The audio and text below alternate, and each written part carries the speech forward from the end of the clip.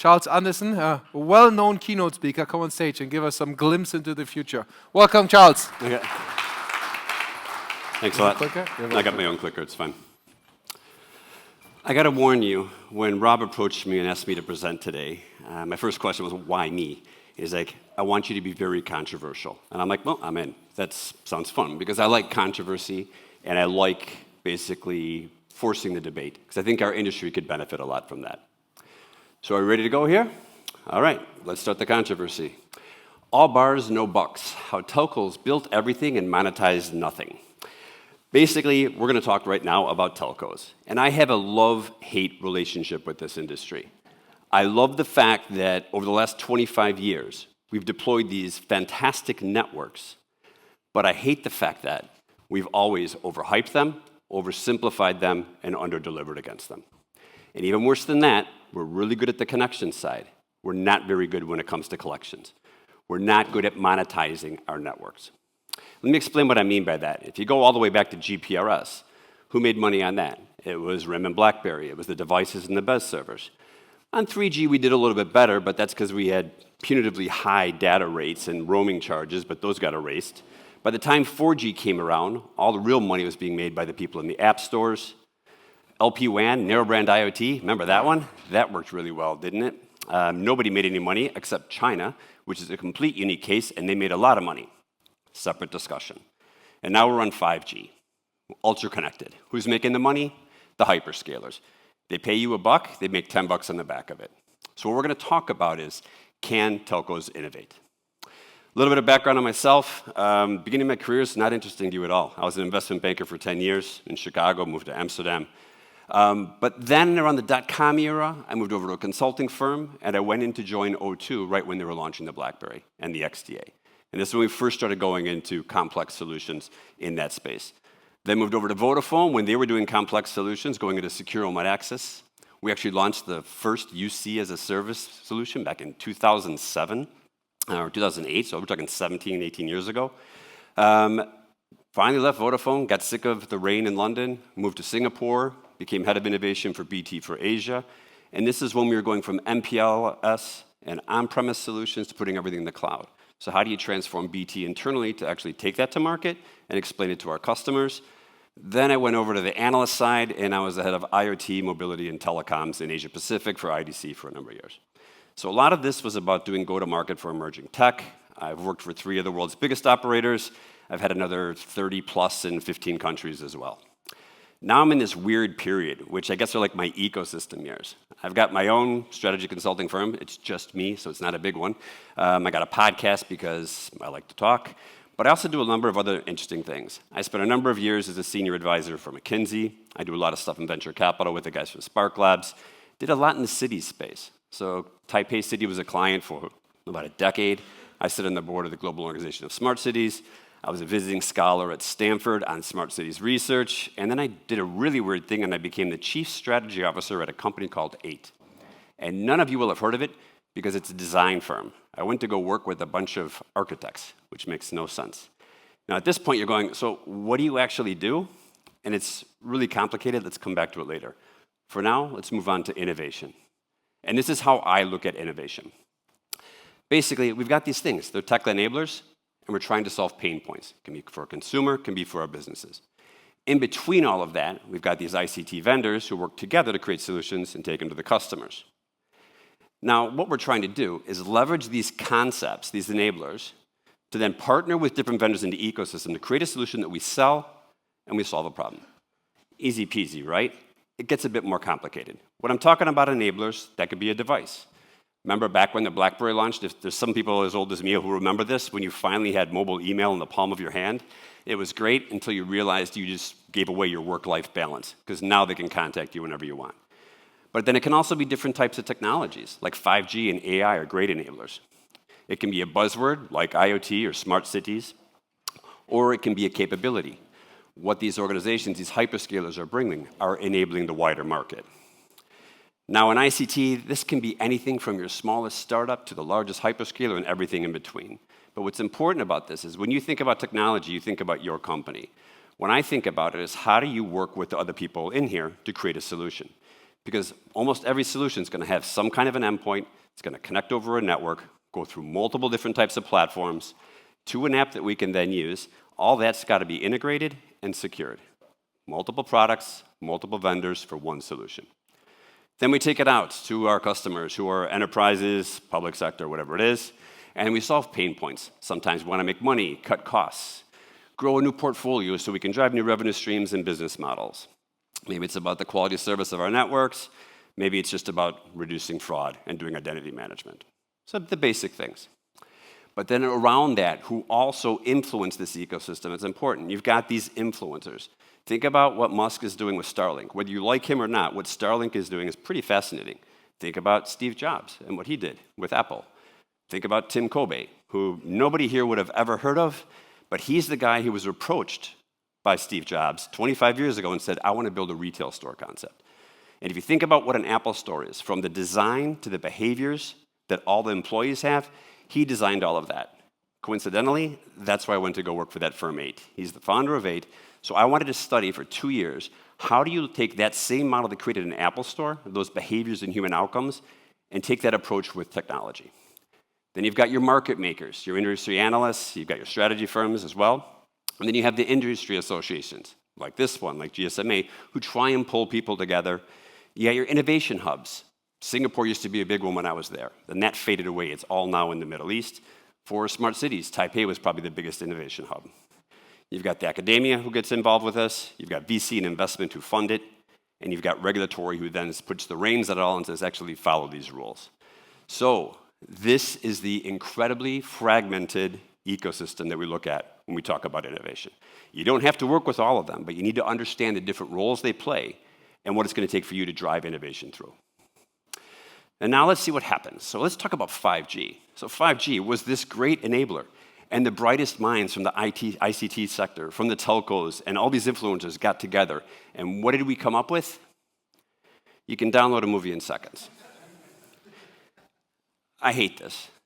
I remember the first time I heard it, I'm like, I don't download movies, I stream them. I use Netflix. I felt like I was in a Black Mirror episode, and the entire world forgot what Netflix is and streaming services are, and we thought we still downloaded movies.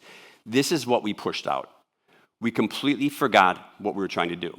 We stopped thinking. We didn't think about, okay, this is great. Who do we partner with to take it to market? To which customers, and how do we actually solve a problem? We stopped thinking. When we did think, we didn't think well. This is an actual online ad campaign that was running in Singapore when I was there during 5G. And Singtel came out and thought, I got a great idea. I'm going to put out an online ad campaign saying 4G, 5G versus Wi-Fi 6. When should you use each? It's the question that everybody really wanted to know, right? People don't care about that. And that was their good one. The next one they read is, what are the differences between an SA and NSA network? This was going to consumers. People do not care about the technology. They care about the problem you solve, and we completely forgot about that. And I know what a lot of you are thinking. It's really easy to bash 5G. So what? So fine, I'll give you an example of a telco who actually did a pretty decent job of driving innovation over the last 15 years. It's Telstra out of Australia. The first thing they wanted to do was leverage a startup environment. So they created this thing called Murudi, and basically went out there and started investing in anything that had a fancy buzzword associated with it. AR, VR, 5G, drones, edge, satellite, you name it. But they ended up investing in about 130 of these startups over the years. And it's quite interesting because they thought we can use these to drive activity on our network. And they did it really well in Australia, so they took the same thing over to Singapore. So this helped them really source innovation that they could run on their network. The next thing they wanted to look at was IoT. And from nothing to 12 months later, they went from having a crap portfolio to having the best. And I can say this because this conversation happened. I'm in Sydney. I met with the guy they brought in to run this IoT group. He positioned me on the portfolio they had at the start. Afterwards, he pulls me aside and he says, tell me the truth, how shit is my portfolio? First time I've met him, I didn't want to be mean. I said, honestly, you know, it's comparable to what else you're going to get in the region. And he's like, how shit is their offering? I'm like, it's pretty shit. So he went from that to having the region's leading IoT solution portfolio in 12 months. And what he did was he didn't focus on the enablers, he focused on the pain points. He looked at all the verticals, their biggest pain points, and then basically bought some companies, built some solutions, and then partnered with other people. In 12 months, he went from nothing to growing this fantastic portfolio. and he started selling differently.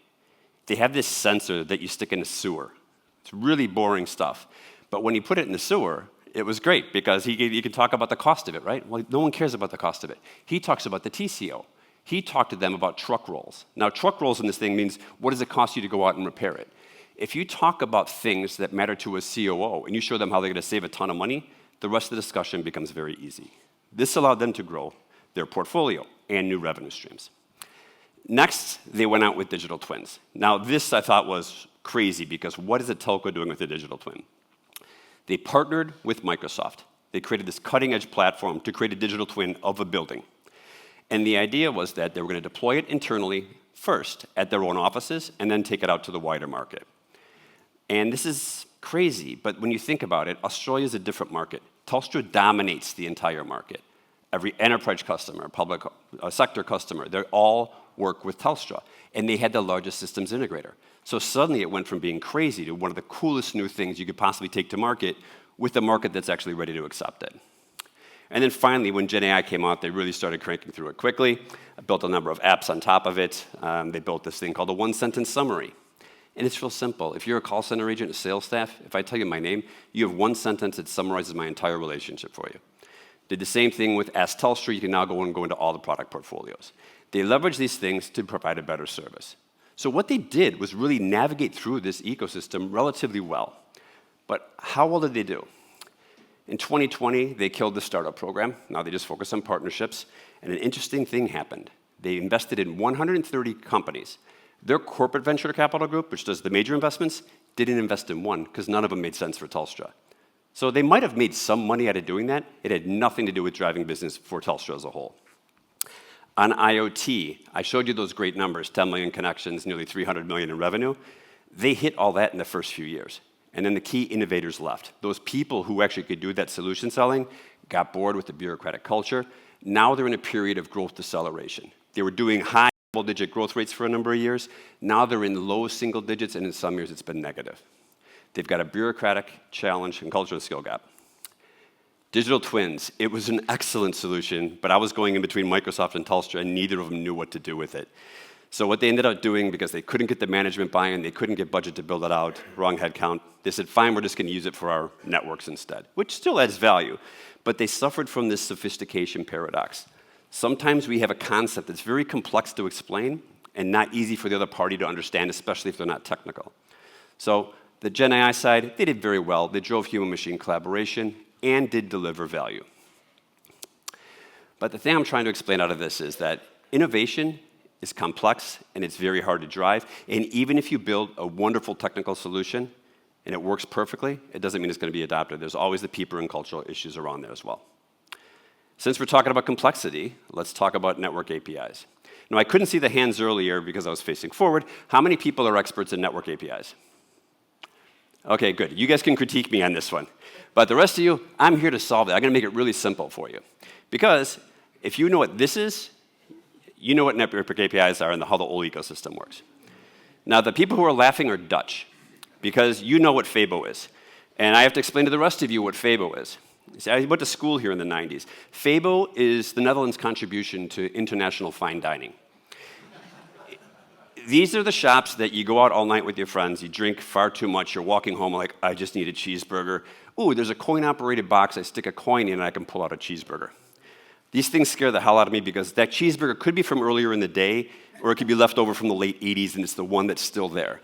So, but this, if you understand this, I'll make you understand network APIs. Because let's look at it this way. I'm hungry and I want to get a cheeseburger, so I could go to Fabo.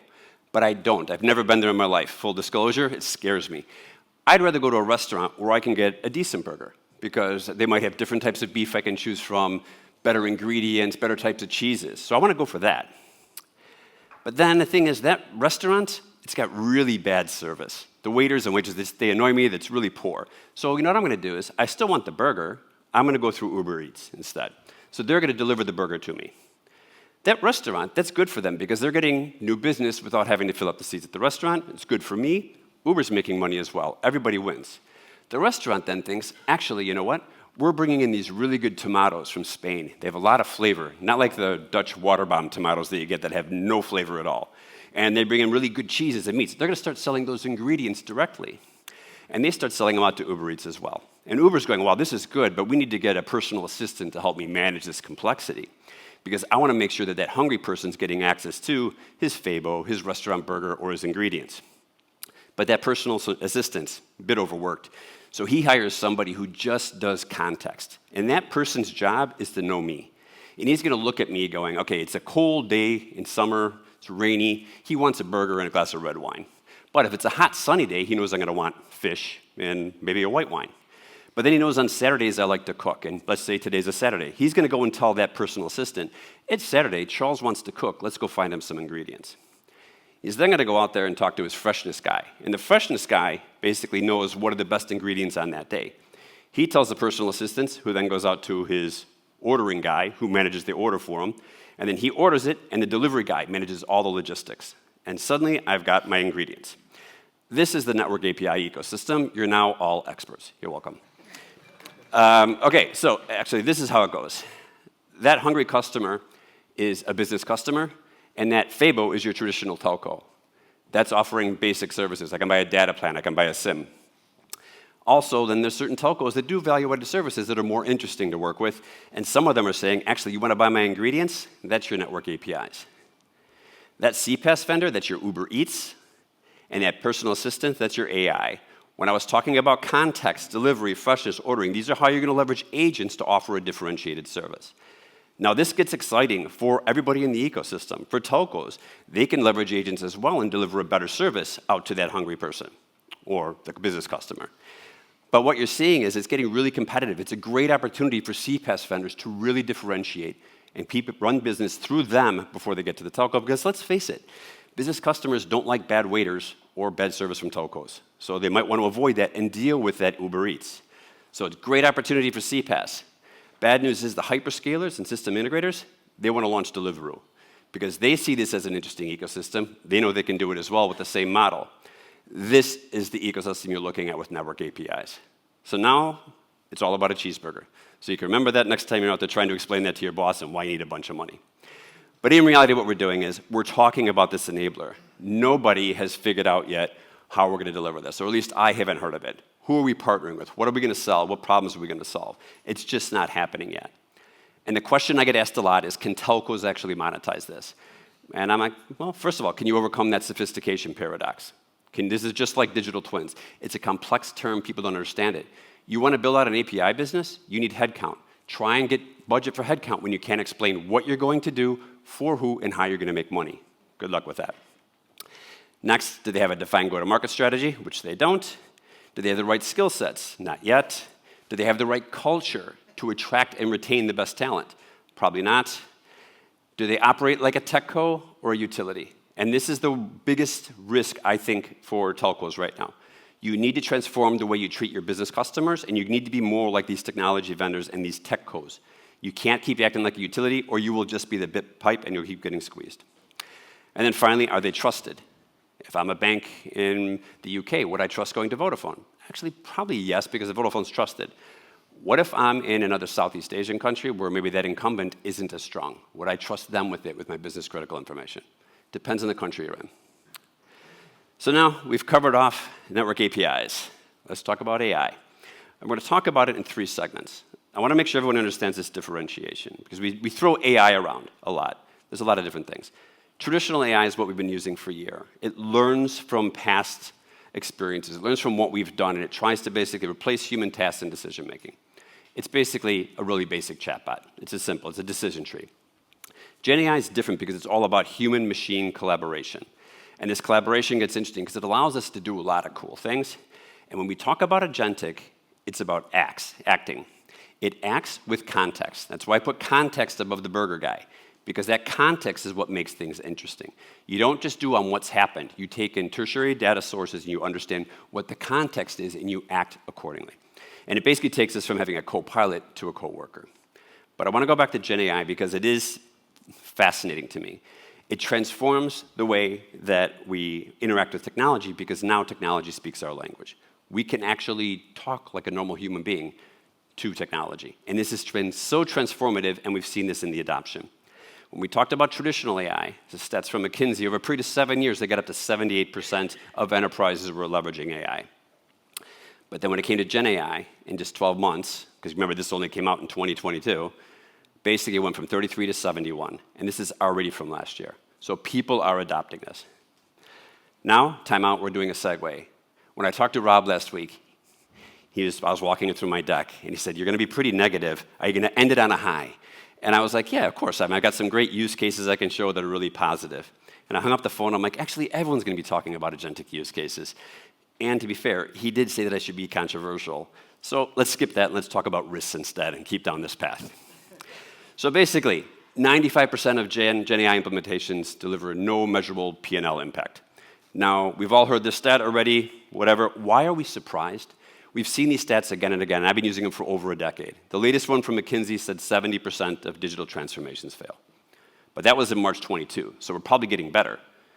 Maybe not. BCG said last year it's at 75, and Bain said it's at 88%. So we've got a problem here. Why do we think that we can't deliver digital transformation and applying AI or Gen AI or agents is going to be so simple and we're going to be successful at it all of a sudden? And part of the problem is there's 3 key risks that vendors don't tell their customers. And this isn't me saying this. My friend headed up AI and ML for AWS in Southeast Asia. He said this on my podcast directly after he left AWS. So this is his views of what he wouldn't tell customers and why it screws them. Number 1, strategy. Your business case is not properly well-defined. You think it is, it isn't. Number 2, your systems aren't ready for AI. Number 3, it's high. It costs a lot of money to collect all the different data. And basically, this creates a lot of chaos because we're saying it's going to take a lot longer and cost a lot more than you think. It's probably not a great sales line, so I can see why they don't share it up front. But I wanted to go deeper into this, so I started looking at the retail industry for an event that I was doing. And I found out that 67% of retailers actually do completely capture customer data. So that's better than I was anticipating. Only 39% cleanse that data, and 42% harmonize the data. So when that all gets pulled together, only 17% of retailers have a complete single view of customers so they can actually leverage data effectively. Now, when I talk about leveraging data effectively, I'm being able to use Gen AI effectively, be able to use agents effectively, and really market to these people. So we don't have this stuff ready to go right now. There's a lot of room for improvement.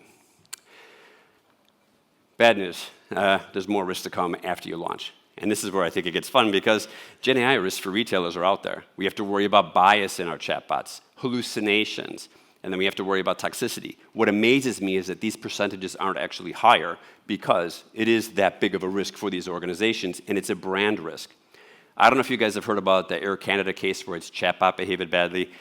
If you haven't, Google it later. I'm running out of time. It's brilliant. But I had to present at an event in Singapore recently with 1,500 people from travel industry execs. Air Canada was in the audience, and they made me right before the presentation, they're like, "You cannot present that slide." I'm like, "Fine, I'll pull the slide." So I thought, I'll come up with a new one. So I went on to ChatGPT, and I said, I need a few examples of chatbots behaving badly.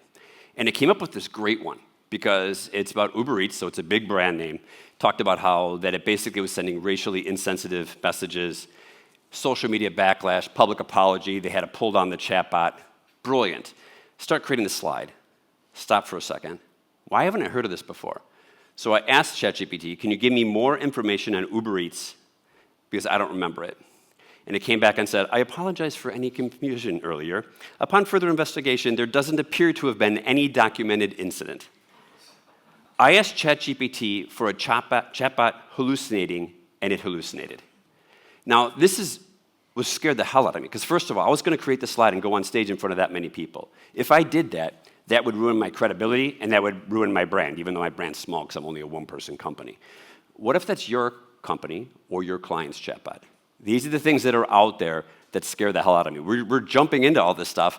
We don't understand the risk and how it can damage the brands. So, last bit of bad news, maybe. We'll go with that part. AI agents, they're coming for telcos. So you got to get ready for this one, because it's going to get hectic and it's going to get fun. And this stat came out recently in the FT. It's from Ender's Analysis, and it looks at mobile operator customer net adds versus MVNOs. And if you look over the last few years, the MVNOs are growing customers. Mobile operators are now losing customers the last 2 years. Now, this is interesting because telcos always say, yeah, but we're just letting go the least profitable customers. Not really the case anymore. Because these MVNOs, they realize we can compete on price, we can provide a better customer experience, and we compete on brand. They have better NPS scores than telcos. A little funny story, when I was at Vodafone, I was in the room when we were talking about our latest NPS scores, and we had the best one in the UK at the time. It was still really bad. And the guy next to me nudged me and he's like, to win at telcos, you don't have to be the most liked, you have to be the least hated. And that's the telco world to an extent. We've operated like that for a long time now. But what's going to get interesting is this disruption happened through people leveraging digitally native platforms, MVNE type platforms. Now they're going AI platforms. Now this is happening in other industries. That guy who I mentioned from AWS before, he started an AI native ERP software company going after SAP. He's not going to win the multinationals. He's killing it in small, medium-sized companies and large corporates. So it's brilliant. You can do this. Also, I know this guy, and I can't tell you who he is. He made a mint selling his MVNE platform. Absolute mint. Retired, traveled the world for a year. Dropped off in Silicon Valley, went to a meeting, saw people talking about agentic, called his wife, said, pack up the house and kids, we're moving to California. He's building an AI native platform to go after this market right now. And he thinks will kill what he already built. It's that much faster, better service, better quality, with hardly any headcount, just a bunch of expensive developers. But actually, people are going to go after the consumer segment with this. Some of you have probably looked at these brands. Yes, some of them could actually do it because they have really strong brand value. I don't think the Marlboro MVNO is going to do very well, but since they are in a tobacco place, you never know. Keep an eye on Apple. Number one, it'll be a lot of the other brands first that will do it. I'm waiting for the Apple MVNO. They're selling less and less directly through the carriers right now. They've got the control of the buyer. Why would you not do it? Besides, next year's their 20th anniversary. They need some big splash. Keep an eye on that space. And the next thing they're going to go after is going to be the enterprise space, and this is the more lucrative stream for the telcos.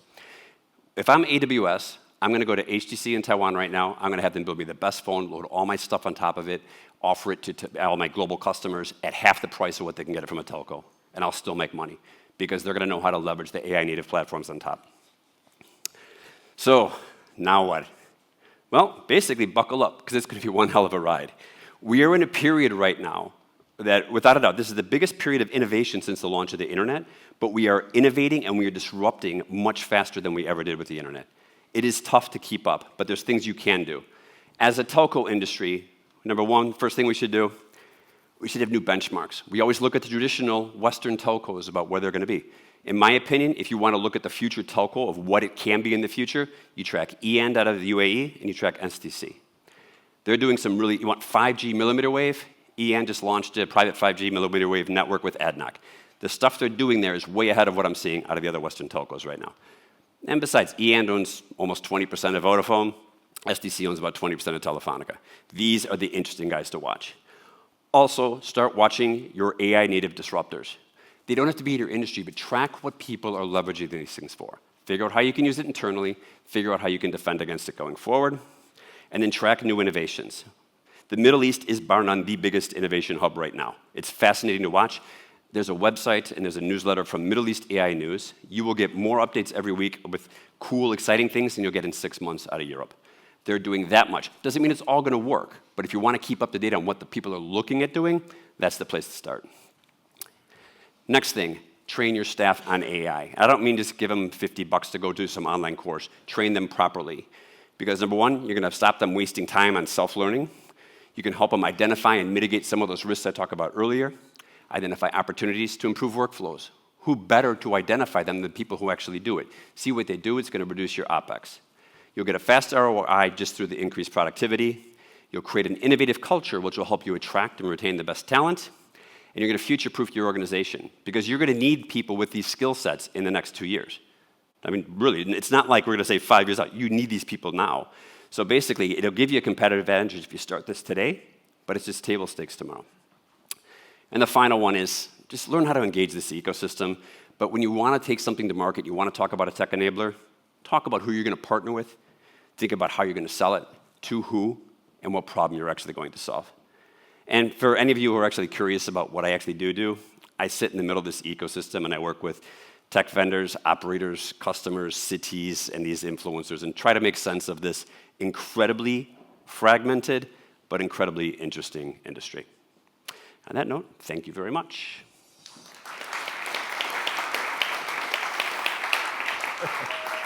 Thank you. I love your interpretation of you're almost up with time, right?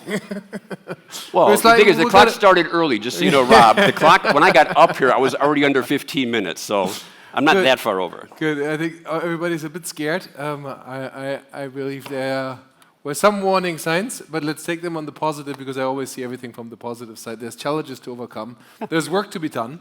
There's a couple of things that we can look at and learn from, and then make some money all of it. You know? Yeah. So there are opportunities. Thank you very much. Unfortunately, no more Pleasure. time for questions. That's fine, I'll be around.